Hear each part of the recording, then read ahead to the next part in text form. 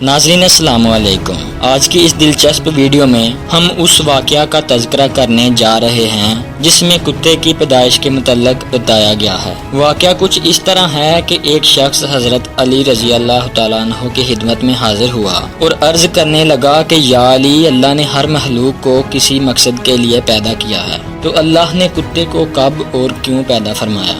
तो हज़रत अली रज़ी अल्लाह तआला अन्हु ने फरमाया कि ए शख्स, मैंने अल्लाह के नबी से सुना है कि जब आदम को ज़मीन पे भेजा गया और आदम बीबी हवा को ढूंढते ढूंढते तन्हा इधर उधर फिर रहे थे, तो जब वादी कहफ तक पहुँचे तो शैतान ने ये चाहा कि आदम को ख़त्म कर दिया जाए। तो इस मकसद के लिए शैतान ने वहाँ के जानवरों को भड़काया कि आसमान से एक ऐसी मखलूक आई है जो बहुत लजीज है, जिसको एक बार खाओगे तो उसका मज़ा कभी ना भूल पाओगे। तो यूं उन जानवरों ने आदम अलैहिस्सलाम पर हमला कर दिया।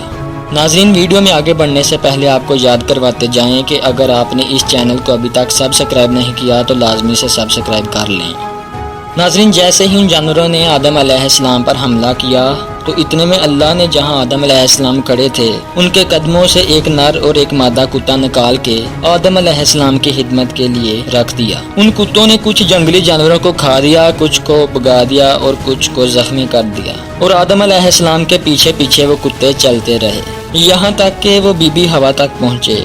अल्लाह ने उन कुत्तों को इंसान की हिफाजत के लिए रख दिया। इस तरह कुत्ते की पैदाइश हुई थी। अगर आपको ये वीडियो पसंद आई है तो इसको लाजमी से लाइक कर दीजिए, शेयर कर दीजिए और आप अगली वीडियो किस टॉपिक पर चाहते हैं वो टॉपिक को कमेंट बॉक्स में लिख दीजिए।